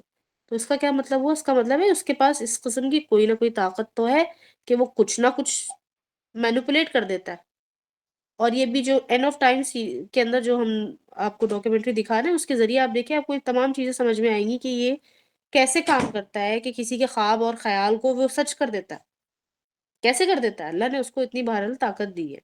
تو اس کا سب سے پہلے سیکھ لیجئے کہ اس کا اثر زائل کرنا ہے. آپ سمجھ لیں میں نے رات میں کوئی خواب دیکھا اور میں خوف آ گیا تھا مجھے، تو میں رسول اللہ صلی اللہ علیہ وسلم کی طریقے پر عمل کرتے ہوئے لیفٹ سائڈ پہ اپنے الٹے طرف دعا پڑھوں گی اور 3 مرتبہ ادھر تھوک دوں گی. ٹھیک ہے، تھوک سے تھوک دوں گی باقاعدہ، بالکل اسی طرح جیسے نماز پڑھنے کے دوران جو دعا ابھی میں نے پڑھی، وہ دعا آپ اثر زائل کرنے کے لیے خواب کے لیے بھی پڑھ سکتے ہیں. نہیں تو آپ سمپل اعوذ باللہ من الشیطان الرجیم پڑھیں 3 مرتبہ، وہ بھی پڑھ سکتے ہیں. تیسری دعا اللہم انی اعوذ بک من ہمزات الشیاطین مطلب جب واعوذ بک رات کو ربی ان جاگ آئے تبھی یا صبح اٹھ کر؟ نہ وہی بتا رہی ہوں میں کہ جس وقت آپ نے خواب دیکھا، خواب سے آنکھ کھل گئی نا، جی جی. ٹھیک ہے، اب آپ نے اس کو اثر زائل کرنا ہے. فرض کر لیں کہ آپ نہیں کر سکے، بھول گئے، تو صحیح. آپ کو جب اگلے دن صبح میں جب بھی وہ بات یاد آئے گی، تب آپ نے اس کو ضائع کر دینا. ٹھیک ہے، پھر کیا جی. کرنا ہے؟ اب یہ خواب جو ہوتے ہیں ان کا اثر دل پہ نہ رہتا ہے، بہت سا رہتا ہے، پورا دن یا آدھے دن یا کبھی کبھی تھوڑے زیادہ دن. تو آپ نے کیا کرنا ہے؟ جب اس خواب کا خیال آئے گا، تب آپ نے یہی طریقہ کرنا جو رسول اللہ صلی اللہ علیہ وسلم نے سکھایا ہمیں. ٹھیک ہے، کوئی بھی یہ تعوذ سے ریلیٹڈ کوئی بھی دعا جو کہ آپ کو پتہ ہے کہ وَإِيَّاكَ نَسْتَعِينُ میں پوری اس کی کیٹیگری موجود ہے الگ سے، اس میں سے جو آپ کو آتی ہے، جو آپ کو یاد ہے، وہ پڑھیے 3 مرتبہ اور لیفٹ سائڈ پر 3 مرتبہ تھوک دیجئے اور اللہ سے دعا کرے. اچھا، کوئی چیز اگر زیادہ آپ کو لگ رہا ہے کہ نہیں یہ تو مجھے نا میرے دل کو اچھا نہیں لگ رہا، بوجھ لگ رہا ہے، یا پھر آپ اس چیز کی استطاعت رکھتے ہیں، وہی آپ کو پتہ ہے کہ بھی بندہ ہے میں اس کو فٹافٹ فوراً صدقہ دے سکتی ہوں، تو صدقہ بھی دے دیں اس کے لیے. لیکن اثر زائل کرنے کا طریقہ یہ ہے جو رسول اللہ صلی اللہ علیہ وسلم نے سکھایا. اس سے کیا ہوتا ہے؟ یہ رقیہ ہے. رقیہ سے مراد کیا ہے؟ پھر بتا رہی ہوں. رقیہ سے مراد ہے اپنے اوپر اثر انداز ہوئی چیز کا اثر ہٹا دینا. ٹھیک ہے، جیسے کہ کوئی چیز کو ہم کہتے ہیں نا ہٹا دینا، ریموو کرنا، تو اس کا مطلب ہوتا ہے ریموو کر دینا، ہٹا دینا. تو ابھی آپ نے کیا سیکھا؟ ہم نے سیکھا کہ اگر کوئی برا خواب آ جائے جس کا تعلق کوئی کسی ہماری زندگی کی سچائی سے بھی ہو، آنے والی یا گزر ہوئی سچائی سے بھی ہو، یہ کرنٹ کسی افیئر سے ہمارا ہو تعلق، پھر بھی اس کے بارے میں کوئی خواب آ گیا، اب بیٹھ کر یہ نہیں سوچتے رہتے تو سچا خواب ہے، تو سچا خواب ہے، تو سچا خواب ہے. نہیں، آپ نے اس کا اثر زائل کر دینا. زائل کرنے سے مراد ہے نیوٹرل کر دینا. اور اس کا طریقہ ہمیں کیا سکھایا گیا ہے کہ یا تو اسی وقت کرنا ہے، یا تو پھر جب آپ کو یاد ہے. اگر آپ ایک دفعہ کر بھی چکے ہیں، پھر اگلی دفعہ یاد ہے دوبارہ سے کر دیں، تو دل سے اس کا بوجھ، غم، پریشانی بھی جاتی رہے گی. اور ظاہر رسول اللہ صلی اللہ علیہ وسلم کی بتائی ہوئی ایک بات ہے تو وہ تو ہرگز ایسی نہیں ہو سکتی کہ اللہ سبحانہ تعالیٰ اس کی لاج نہ رکھے. ایسا ہو ہی نہیں سکتا. وہ بتانے کا مقصد ہی ہے کہ اس کا ایک پورا فنکشن ہے، اس کی فنکشنالٹی بہت امپورٹنٹ ہے. ٹھیک ہے، پھر آگے آنے والے سیشنز میں انشاءاللہ جب ڈائگنوسس کی طرف ہم اور جائیں گے، ابھی تو چند چیزوں کی ڈائگنوسس بتائی ہے میں نے آپ کو، تو آپ سب کو انشاءاللہ میں بتاؤں گی کہ کس قسم کے خواب یا کس قسم کی اور علامات ہو سکتی ہے کہ جس سے پتہ چل سکتا ہے کہ کوئی شخص بہتر ہے کہ اس کا رقیہ کر دیا جائے. ٹھیک ہے.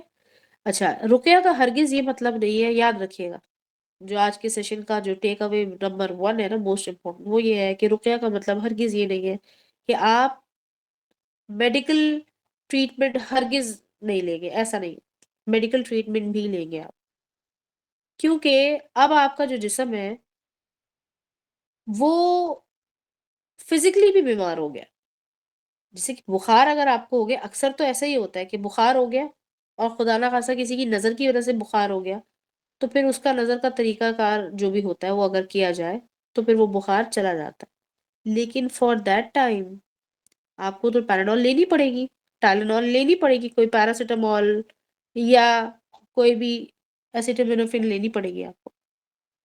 ٹھیک ہے، اس سے جو بخار اتارنے کی جو بھی دوائیں ہوتی ہیں، جیسے کہ بروفن ہوتی ہے، ٹائلینول ہوتی ہے، اور پیراسیٹامول، پیناڈول، اس طرح کے ناموں سے، ایڈول کے نام سے ہوتی ہے. ٹھیک ہے، وہ لینی پڑے گی. اس کے بعد آپ وہ طریقہ کار بھی اپنائیں گے تو وہ بخار دوبارہ نہیں آئے گا. صحیح. اسی طرح سے اگر آپ کو کندھے میں درد ہو گیا، جسم دکھنا شروع ہو گیا، تو جسم کے درد کی اگر کوئی دوا یا کوئی تیل مالش آپ کو لگتا ہے کہ وہ اثر کرتی ہے، آپ کریے، وہ کام بھی کیجیے، ساتھ رقیہ بھی کیجیے. پھر کچھ انٹینس قسم کی بیماریاں ہوتی ہیں جس کے اندر جو راقی ہوتے ہیں وہ یہ کہتے ہیں کہ اس کو ابھی مت چھیڑیں، جیسے کہ ٹیومر، کوئی کینسر ہو سکتا ہے، کہ جس کو وہ کہتے ہیں کہ آپ اس کو ابھی مت چھیڑیں، ہم رقیہ کا اتنا حصہ کر لیں، اس کے بعد جا کر ڈاکٹر سے رجوع کیجیے گا. تو آپ سمٹومیٹک ریلیف کے لیے تو کوئی دوا لے لیں تو بہتر ہے. لیکن یہ کیونکہ یہ بات کی بات ہے تو لہٰذا بعد میں ایکسپلین کروں گی. جیسے کہ فار ایگزامپل ٹیومر اور کینسرز کے بارے میں، کچھ کینسرز کے بارے میں، سارے کینسرز نہیں، کچھ ایسے کینسرز ہیں اور کچھ ٹیومرز ایسے ہیں، یا خواتین کے جسم میں ایک آرگن ہوتا ہے جس کو کہتے ہیں یوٹرس، اردو میں اس کو کہتے ہیں رحم، یا پھر اکثر لوگ اس کو کہتے ہیں بچہ دانی، وومب. تو یہ یوٹرس سے ریلیٹڈ جو بیماریاں ہوتی ہیں نا، وہ بھی آلموسٹ شیطانی بیماری ہوتی ہیں، شیطانی مس سے ہوئی بھی بیماریاں ہوتی ہیں. ٹھیک ہے، یہ میں آپ کو اپنے ایکسپیرینس سے بتا رہی ہوں، اپنے ٹیچرز کے سکھائے ہوئے علم سے بتا رہی ہوں. اور خواتین کا زیادہ تر جو مسائل ہوتے ہیں، ان کے سائیکل سے ریلیٹڈ مسائل زیادہ تر ایسے ہی ہوتے ہیں. ٹھیک ہے، کیونکہ یہ خواتین جو ہوتی ہیں یہ اس کے لیے پوائنٹ آف اٹریکشن ہوتی ہیں شیطان کے لیے، جن کے لیے، اور بہت ایزی پرے ہوتی ہے، بہت آسانی سے شکار کی جا سکتی ہیں خواتین جو ہوتی ہیں. ٹھیک ہے، اب آپ نے اس چیز کا خیال رکھنا ہے. آج صبح کے سیشن میں بھی آج انہی چیزوں کے بارے میں نے بتایا کہ 4 ایسی حالتیں جس کے بارے میں رسول اللہ صلی اللہ علیہ وسلم نے کمپلیٹلی کلیئرلی ڈکلیئر کیا کہ یہ آپ اگر ان حالات میں ہیں تو شیطان آپ کے جسم میں داخل ہو سکتا ہے، یا زیادہ تر چانس ہے کہ وہ ہو ہی جائے گا. غصے کی حالت میں، شدید غصے کی حالت میں، بہت خوشی کی حالت میں، جب لوگ خوشی کے مارے بالکل اوور ایکسائٹیڈ ہو جاتے ہیں نا، چیخیں مارتے ہیں، آوازیں نکالتے ہیں، اور بہت غم کی حالت میں. اب چاہے غم کتنا ہی ویلڈ یا انویلڈ ہو، بہرحال غم کی حالت میں، ڈپریشن کی حالت میں. اور چوتھی ہے خوف کی حالت میں. ہماری باڈی میں کچھ ایسے پیسیجز، پورٹلز ہیں کہنا چاہیے، جو جسم کے ذریعے سے کھلتے ہیں، لیکن دے اوپن انٹو آور روح. ٹھیک ہے، ہماری جو روح ہوتی ہے نا، اس کے اندر کی اوپننگ کھل جاتی ہے، جسم کے ذریعے کھلتی ہے، اور وہ کھلتی ان 4 حالتوں میں. اور یہ رسول اللہ صلی اللہ علیہ وسلم نے اپنی صحیح احادیث میں ہمیں سکھایا. اس کے علاوہ جیسے شروع میں نے آپ کو علامت بتائی تھی کہ اس شخص کو بہت سستی اور کاہلی ہوتی ہے جو کہ کسی بھی روحانی تکلیف میں ہوتا ہے، خاص طور پر نظر والے جو لوگ ہوتے ہیں، جن کو نظر لگی ہوئی ہوتی، ہر وقت سستی کا شکار رہتے ہیں. اور ابھی تو کچھ ریسنٹلی کچھ ایسی ریسرچز ہوئی ہیں جس میں انہوں نے سائیکالوجی کے اندر اس چیز کو بھی ٹریٹ کرنا شروع کر دیا ہے کہ جو لوگ ہر کام کو لیٹ کرتے ہیں، ڈیلے کر کے کرنے والے لوگ جو ہوتے ہیں، ان کا جو ہے نا اس کا تعلق ان کے پاس ٹراما سے ہوتا ہے. یعنی کہ ان کے ذہن میں بیٹھی ہوئی ایک بیماری یا پرانا خوف ہوتا ہے جس کی وجہ سے ان کے ساتھ یہ ہو رہا ہوتا ہے. اور ہم آپ کو پہلے سے ہی بتا رہے ہیں کہ خوف کی وجہ سے ان کے جسم میں خاص قسم کا جو شیطان ہے وہ داخل ہو گیا. اب وہ داخل ہونے کے بعد آپ کو سستی، کاہلی کا شکار کر رہا ہے، خاص طور پر نیکی کے کاموں میں. خاص طور پر آپ کی پروگرس کے جتنے بھی کام ہیں نا جو آپ نے پرفارم کرنے وہ آپ سے نہیں ہوں گے، بھاری ہوں گے، آپ لیٹ کریں گے وہ کام جو آپ 6 گھنٹے میں اچھے سے کر سکتے ہیں، وہی کام آپ شاید اگلے پورا ہفتہ کر دیں، پورا ہفتہ لے لیں کرنے کے لیے۔ کوئی اور شخص کو آپ دیکھیں گے، آپ کہیں گے یہ کیا 15 منٹ میں یہ فلاں چیز کر کے آ جاتی ہے اور میں تو جو ہے کر نہیں سکتی۔ اور یہ بہت کامن ہے، ٹھیک ہے، بہت زیادہ کامن ہے۔ اس کا ریزن کیا بنتا ہے؟ ریزن یہ بنتا ہے کہ جیسے انگڑائی لینا اور جمائی لینا، جمائی لیتے ہوئے ہم منہ کھول کے آوازیں نکال کے، اور جمائی آنے کے بعد منہ کے اوپر ہاتھ رکھتے ہیں۔ ریزن ہوتا ہے ایتھکس، کہ بھئی کوئی دیکھ رہا برا لگتا ہے، عجیب سا لگتا ہے نا منہ پھاڑ پھاڑ کے جمائیاں لینا۔ اصل میں یہ بات نہیں ہے، اصل بات یہ ہے کہ رسول اللہ صلی اللہ علیہ وسلم نے منع کیا ہے جمائی لینے سے۔ تو اس کا مطلب یہ ہوا کہ جمائی یعنی کہ یوننگ جب آ رہی ہے نا تو اس کو آنے سے پہلے ہی روکنا ہے، اس کو آنے نہیں دینا جسم میں، کیونکہ وہ آتی ہی جب ہے جب آپ کے سراؤنڈنگ میں شیاطین وہ موجود ہوتے ہیں جو آپ کے باڈی کو ٹچ کرنے کی کوشش کرتے ہیں تاکہ آپ کو جمائی آئے اور وہ آپ کے جسم میں داخل ہو جائے، ٹھیک ہے۔ اور ہمیشہ جمائی ایک نہیں آتی، ایک سے زیادہ آتی ہے۔ اب اگر کسی نے آبزرو نہیں کیا تو اب کر لیجیے گا، ٹھیک ہو گیا۔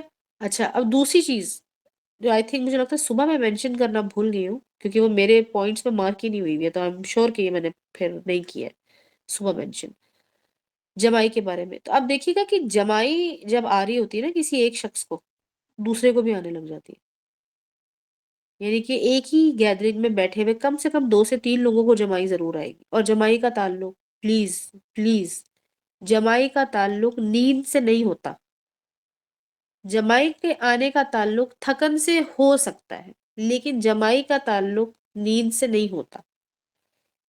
اور جمائی کا تعلق آکسیجن کے لیول کی کمی ہو سکتی ہے باڈی میں، اور جس کی وجہ سے ظاہر انسان تھکا تھکا محسوس کرتا ہے، ٹھیک ہے، جسم ٹوٹنے لگتا ہے۔ لیکن پھر وہی والی بات، اگر اس کا روحانی اسپیکٹ دیکھیں تو وہ شیطان آپ کی باڈی سے ٹچ ہو رہا ہوتا ہے بار بار، جس کی وجہ سے آپ کو لگتا ہے کہ میں تھک رہی ہوں، مجھے دکھن ہو رہی ہے، میں سونے جا رہی ہوں، یا میں لیٹ جاتی ہوں تھوڑا سا۔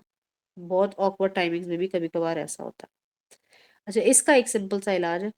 اس کا علاج کیا ہے؟ سمپل سا، اولیو آئل خالص لینا ہے جس کا کلر گرین ہو، ٹھیک ہے، ٹورڈز دا گرینش شیڈ، اس کے اندر گرینش ہیو ہو، اور وہ خالص کولڈ پریسڈ آئل ہو اولیو کا، اور اس کے اندر خوشبو بھی ہونی چاہیے۔ اس کی 3 4 پہچانیں جو میں نے آپ کو بتائی ہیں۔ اب اگر پھر بھی نہیں ملتا تو جو واٹ ایور اولیو آئل آپ کو میسر ہے آپ وہ لے لیجئے، اور اس پہ رقیہ کی کچھ کلمات جو ابھی سکھائے ہیں آپ کو ان میں سے کچھ پڑھ دیجئے، اور اس کو پڑھ کر رکھیں۔ اس کو اپنے کندھوں پہ، سینے پہ لگائیں، خاص طور پر سینے پہ سامنے، خواتین میں اور مرد بھی۔ گلے میں یہ جو ٹونسلز والا حصہ ہے وہاں لگائیں، کان کے پیچھے، اور گردن اور سر کا جو حصہ جہاں جوائن ہوا ہوا ہے نا، یعنی کہ یہ جو آم، جس کو کہتے ہیں نا حرام مغز والی جگہ جو ہے، وہاں پر اس کو لگائیں، اور کوشش کریں کہ اس کو رات بھر لگا رہنے دیں، یعنی کہ شام میں اگر آپ نے لگایا تو رات بھر لگا رہنے دیں، صبح میں شاور لے لیجئے یا پھر ٹاول سے کلین کر لیں، یعنی کہ ویٹ ٹاول سے کلین کر لیں۔ انشاءاللہ آپ کو کم سے کم 3 سے 7 دن اس کو آپ کریں، آپ کو ویسے تو خیر پہلی دفعہ میں ہی فرق لگاتے ہی فرق محسوس ہو، اگر آپ کو لگتا ہے کہ آپ کی یہ تکلیف ہے۔ لیکن یہ جو اولیو آئل ہے نا، اس کے اپنے اندر بھی بہت اثرات ہوتے ہیں اللہ کی طرف سے، شیاطین جو ہے اس سے چڑھتے ہیں، اریٹیٹ ہوتے ہیں، اور اگر آپ نے اس پہ رقیہ پڑھ دیا تو پھر تو بہترین ہو جائے گا، بہت ہی زبردست ہو جائے گا، یعنی کہ علاج روحانی علاج بھی ہو جائے گا جسمانی علاج کے ساتھ ساتھ۔ پھر کچھ ایسے کیسز ہوتے ہیں کہ جس میں ہم جو ہے، یعنی کہ اگر ہمیں ایسا مریض مل جائے جس کے ایسے سمپٹمز ہو گئے، ہمیں لگتا ہے کہ اس کو کچھ کھلایا پلایا گیا ہے اور وہ اس کے جسم کا حصہ بن گیا، تو پھر ہم اس کو اولیو آئل پینے کے لیے بھی دے دیتے ہیں۔ لیکن پھر وہی بات ہے کہ وہ اولیو آئل پراپر طریقے سے اس کے اوپر رقیہ پڑا ہوا ہوتا ہے۔ رقیہ کو پڑھنے کا طریقہ پانی پہ، اولیو آئل پہ، یا کسی بھی اور چیز پہ، اپنے ہاتھ پہ پھونک رہے ہیں، ڈائریکٹ پھونک رہے ہیں، کسی کے بالوں پہ پھونکنا ہے، بچے کے بالوں پہ، آنکھوں پہ، واٹ ایور، طریقہ ایک ہی ہے۔ طریقہ ہے کہ پراپر تجوید کے ساتھ، آواز کے ساتھ، ترتیل کوشش کریں، اچھی ترتیل کے ساتھ پڑھتے ہیں تو بہت ہی اچھا ہے، نہیں تو ایک واضح تلاوت کے ساتھ قرآن اور دعاؤں کو پڑھنا اور پھر پھونکنا اس کو۔ بہترین تو یہی رہتا ہے کہ جیسے اگر سورہ الفلق 3 مرتبہ پڑھنی ہے تو ایک مرتبہ پڑھی پھونک دی، پھر دوسری مرتبہ پڑھی پھر پھونک دی، پھر تیسری مرتبہ پڑھی پھونک دی، ٹھیک ہے۔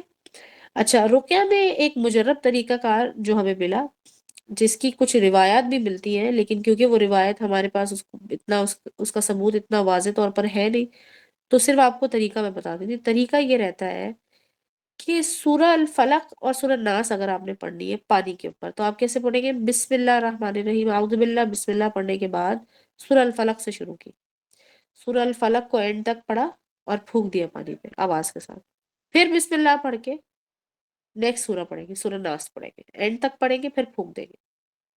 یہ ایک سائیکل ہو گیا۔ اب سیکنڈ، پھر سے بسم اللہ پڑھا، پھر سورہ فلق اینڈ تک پھونک دیا، پھر دوبارہ بسم اللہ پڑھی، سورہ ناس پڑھی، اینڈ تک پھونک دیا، سب آواز کے ساتھ۔ اس طرح سے آپ 3 مرتبہ کریں گے تو وہ 3 کاؤنٹ ہوں گے۔ کچھ لوگ اس طرح بھی کر لیتے ہیں کہ سورہ ناس کو پہلے 3 مرتبہ پڑھا، پھر سورہ فلق کو 3 مرتبہ پڑھا، تو ایسے پڑھنے میں بھی کچھ برائی نہیں ہے، کچھ غلط نہیں ہے، کوئی گناہ نہیں ہے۔ لیکن ہم نے دیکھا کہ یہ جو طریقہ آپ کو میں نے پہلا بتایا، اس طریقے سے پڑھنے سے اثرات بڑھ جاتے ہیں۔ ہم نے دیکھا کہ اثرات یعنی کہ علاج میں بہت فائدہ ہو جاتا ہے۔ تو اگر دوسرے طریقے سے بھی آپ پڑھیں گے تو اس کے اندر کوئی غلطی نہیں ہے، لیکن جو چیز آبزرویشن میں آئی ہے تو وہ میں آپ کے ساتھ شیئر کر رہی ہوں۔ اور سمپل سی چیز، ایک ہی سوال پچھلے سیشن میں نے اٹھایا تھا، بتایا تھا آپ کو کہ نیکسٹ سیشن میں انشاءاللہ اس کے بارے میں بتاؤں گی۔ تعویذ کے بارے میں، کسی بھی طرح کا تعویذ، چاہے اس میں اللہ کا نام لکھا ہوا ہے، فرشتوں کا نام لکھا ہوا ہے، رسول اللہ صلی اللہ علیہ وسلم کا نام لکھا ہوا ہے، درود لکھا ہوا ہے، کوئی سورہ لکھی ہوئی ہے، آیت لکھی ہوئی ہے، کلیئرلی لکھی ہے، آپ نے اپنے ہاتھوں سے لکھی ہے، کچھ بھی ایسی کوئی چیز ہمارے دین کا حصہ نہیں ہے۔ ٹھیک ہے، قرآن کو اگر آپ نے یوز کرنا ہے تو آپ شفا کے لیے یوز کر سکتے ہیں۔ کیسے کر سکتے ہیں؟ کیونکہ اس میں ہے، وہ تلاوت کے ذریعے سے آپ کر سکتے ہیں۔ لیکن آپ اس کو جو ہے نا وہ پیپر پہ، زعفران پہ، فلاں پتے پہ، فلاں طریقے سے لکھا کے آپ اس کو نہ یوز کریں تو بہتر ہے، کیونکہ ان میں سے 99% جو تعویذات ہوتے ہیں ان میں ایسی چھوٹی سی رد و بدل ہوتی ہے جو آپ جیسا عام انسان اس کو نہیں ڈیٹیکٹ کر سکتا۔ صرف اور صرف ایک پروفیشنل راقی ہی اسے ڈیٹیکٹ کر سکتا ہے، اور پروفیشنل راقی سے مراد ہے وہ راقی جس کو کئی سال ہو چکے ہیں اس پروفیشن میں، کیونکہ اس قسم کے کیسز ہر وقت تھوڑی نہ آتے ہیں۔ کیا آپ نے کبھی نہیں دیکھا کہ تعویذوں پہ جس طرح کے الفاظ لکھے ہوتے ہیں وہ سمجھ سے ہی بالا تر ہوتے ہیں؟ سمجھ سے تو چھوڑ دیں، پڑھنے سے ہی بالا تر ہوتے ہیں، پڑھ ہی نہیں سکتا کوئی شخص اس کو۔ یہ کیا لکھا ہوا ہے؟ اسرافیل لکھا ہوا ہے، اسرائیل لکھا ہوا ہے، میکائیل لکھا ہوا ہے، کیا لکھا ہوا ہے؟ یا اللہ، بسم اللہ، یا رحمان، کیوں لکھا ہوا ہے؟ کیا ان کو وہ طریقہ پتہ ہے جو اللہ تعالیٰ نے ہمیں اور رسول اللہ صلی اللہ علیہ وسلم نے ہمیں طریقہ نہیں بتایا؟ یہ زیادہ صحیح طریقے سے لکھتے ہیں۔ جو قرآن لکھا ہوا ہے وہ غلط لکھا ہوا ہے، انہوں نے صحیح طریقے سے لیفٹ رائٹ اور اوپر نیچے کر کے لکھا ہوا ہے۔ نہیں، یہ جو بھی طریقہ کار ہے، یہ اچھا یہ بھی میں آپ کو بتا دوں، یہ طریقہ بھی شیطان نے ہی بتایا، ٹھیک ہے، اور یہ اس نے جان بوجھ کے ایسی حرکت کی ہے، وہ ملی جلی باتیں کرتا ہے تاکہ سننے والا کنفیوز ہو جائے، اس کو لگے اچھا ہاں اس کے اندر صحیح چیزوں کا استعمال ہو رہا ہے، لہٰذا اس کے اندر اثر تو ہوگا۔ جیسے کہ پامسٹری، اس کے اندر باتیں تو سچ بتائی جا رہی ہوتی ہیں لیکن حرام ہے۔ سچ سچ سے مراد یہ کہ آپ نہیں جانتے کہ آگے ہوگا یا نہیں ہوگا، لیکن جو بھی ہاتھوں کے حساب سے انہوں نے یا واٹ ایور ان کی نشانیاں، اس کے حساب سے انہوں نے ایک ریڈنگ بنائی ہوئی، اس ریڈنگ کے حساب سے تو وہ سچ ہوتا ہے، بتانے والا جھوٹ تھوڑی بتا رہا ہوتا، لیکن وہ حرام ہے۔ ٹھیک ہے، تو اس بات کو یاد رکھیے گا، اس کے ہمارے دین میں نا اس کی کوئی گنجائش ہی نہیں ہے۔ اور ویسے بھی رسول اللہ صلی اللہ علیہ وسلم نے حدیث میں بالکل کلیئرلی فرمایا کہ شرک کے قریب بھی مت جاؤ۔ اچھا، اس کے جو الفاظ ہیں نا، کبھی کبھار آپ کو ٹرانسلیشن میں ملیں گے کہ شرک کے قریب بھی مت پھٹکو، اس کے آس پاس جانے والے راہ گزر سے بھی نہیں جانا آپ نے۔ لہٰذا یہ ایمولیٹس، تعویذات، یہ اسی قسم کی ایک چیز ہے۔ اور ویسے بھی ایک چیز جو کہ غلط چیزوں میں استعمال ہو رہی ہے، غلط طریقے کے لیے استعمال کی جا رہی ہے، تو آپ کیوں اس کو صحیح طریقے کے لیے استعمال کرنا چاہ رہے ہیں؟ کچھ لوگ ایسی باتیں کرتے ہیں نا کہ دیکھیں بھئی اس کا اب غلط چیز ہے تو اب غلط علم ہوا، غلط عمل ہوا ہے آپ پہ، تو اس کا تو توڑ بھی اسی طریقے سے ہوگا۔ ایسا کچھ نہیں ہوتا، ایسا کچھ نہیں ہے۔ ہوا بھی اللہ کے اذن سے ہے، ٹوٹے گا بھی اللہ کے اذن سے۔ اگر اللہ سبحانہ وتعالیٰ نے 14 دن کی بیماری رکھی ہے تو 14 دن میں ہی ختم ہوگی، اگر 14 مہینے کی رکھی ہے تو 14 مہینے میں ہی ختم ہوگی، چاہے آسمان اور زمین ایک کر لیں، الٹے لٹک جائیں یا دوبارہ پیدا ہو جائیں، اگر اللہ کا اذن ایسا ہے تو ایسے ہی رہے گا۔ اور جب اللہ سبحانہ تعالیٰ چاہے تو اپنے اذن کو تبدیل کر سکتے ہیں، جس اپنے بندے کے لیے چاہے، وہ جو شخص اللہ سے اخلاص کے ساتھ دعا کرے اور صرف اللہ ہی کو پکارے اور صرف اپنے اللہ کو ہی اپنا معاون سمجھے، بس اللہ کے علاوہ کسی سے مدد نہیں مانگنی، اور بس یہ سوچنا ہے کہ میں نے ایسا کیا کر دیا جان کر یا انجانے میں کہ جس کی وجہ سے اللہ کا اذن میرے خلاف چلا گیا۔ اب اس کے لیے ہم نے ایک دعا سیکھی تھی، مسنون اذکار کے سیشن میں سیکھی تھی، اس کو میں ریپیٹ کر دیتی ہوں۔ ایک دعا ہے، یہ آپ کو جو اورنج والی اپلیکیشن دی اس کے اندر بھی یہ دعا موجود ہے۔ ربی اعنی ولا تعن علی وانصرنی ولا تنصر علی وامکر لی ولا تمکر علی۔ اس دعا کے اندر شروع کے جو الفاظ جو ابھی آپ کے سامنے میں نے پڑھے ہیں، اس دعا کے اندر آپ اللہ سبحانہ سے یہی کہہ رہے کہ اے میرے اللہ، ربی اعنی، یا اللہ میرے ساتھ معاون بن، میرے خلاف معاونت نہ کر دینا کسی کی، یعنی کہ آپ میرا ساتھ دینا، کسی اور کے ساتھ نہ ہو جانا۔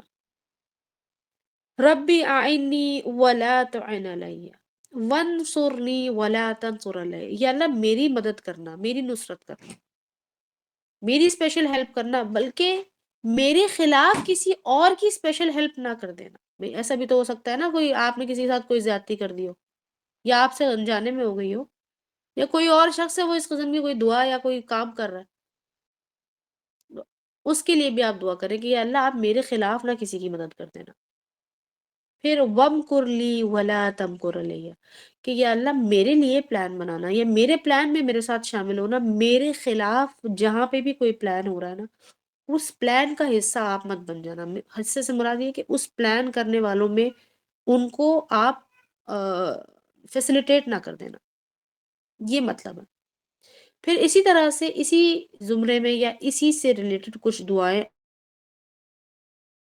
اور بھی ہیں جو کہ وَإِيَّاكَ نَسْتَعِينُ میں موجود ہیں، جو خاص طور پر جادو، جنات یا اس قسم کے لوگوں سے بچنے کے لیے ہیں، جو رسول اللہ صلی اللہ علیہ وسلم سکھا کر گئے۔ انشاءاللہ نیکسٹ سیشن میں ہم اس کو دیکھیں گے۔ آج کے لیے آئی تھنک اتنا ہی بہت ہے۔ آپ اگر اس کو ایبزارب کر لیں اور اچھے طریقے سے اس کے نوٹس بنا لیں اپنے لیے، اپنے گھر والوں کے لیے، کہ بھئی یہ میرے پاس یہ ایک بک ہے، میرا ایک جرنل ہے جس میں بہت کام کی باتیں ہیں، میں ہوں تب تک بھی، جب میں نہیں ہوں تب بھی، آگے کسی کو بھی جو کہ اللہ سبحانہ تعالیٰ کی ذات پر توکل رکھتا ہے اور اپنے ایمان کی حفاظت کرنا چاہتا ہے اور مسنون طریقوں پر ہی رہنا چاہتا ہے، اس کے لیے کچھ چیزیں یہ ہیں۔ اور میں نے آپ کو شروع میں بھی بتایا کہ رسول اللہ صلی اللہ علیہ وسلم کی 2 حدیثوں کی وجہ سے ہم رقیہ کے سیشن کو عام بندے تک پہنچانا چاہ رہے ہیں، ادروائز یہ ایک ایسا ٹاپک ہے جس کو ٹچ کرنے سے ہر شخص ڈرتا ہے، کیونکہ یہ ایک کنٹروورشل ٹاپک بہرحال ہے، یہ کسی بھی شخص کے اوپر سوال اٹھایا جا سکتا ہے، فرقے والے فرقہ بندی بھی کر سکتے ہیں، لیکن کیونکہ امت کے لیے آج کل کے دور میں یہ بہت ضروری ہے، آج کل یہ چیزیں بہت عام ہو گئی ہیں، ہر ڈرامے میں، ہر مووی میں، ہر پوڈ کاسٹ میں، ہر پتہ نہیں کہاں کہاں یہ باتیں ڈسکس ہو رہی ہیں، جو سمجھ سے بال اتر ہے کہ یہ اتنا عام کیوں ہو گیا ہے۔ وہ اس لیے عام ہو گیا کیونکہ عوام کی اس کے اندر انٹرسٹ چلی گئی ہے، لہٰذا وہ لوگ جو اللہ کی ذات پر توکل رکھتے ہیں، اپنے ایمان، اپنی دنیا اور آخرت سے محبت رکھتے ہیں، وہ یقیناً رسول اللہ صلی اللہ علیہ وسلم کی زندگی میں بھی اس طریقے کو ٹٹولنے کی ضرور کوشش کریں گے کہ اس سے ریلیٹڈ کوئی چیز، کوئی پریکٹس ملتی ہے ہمیں تو ہمارے پاس وہ پریکٹس موجود ہے۔ رقیہ انشاءاللہ ہم دیکھتے ہیں اللہ سبحانہ تعالیٰ کی اذن سے ہم مزید آگے اس کو کہاں تک ایکسپلور کر سکتے ہیں۔ نیکسٹ سیشن انشاءاللہ ہمارا نیکسٹ منڈے کو ہی ہوگا، اور ابھی اینڈ آف ٹائمز کے لیے آپ لوگ ہمارے ساتھ وینسڈے کو واپس جوائن ان کیجیے گا۔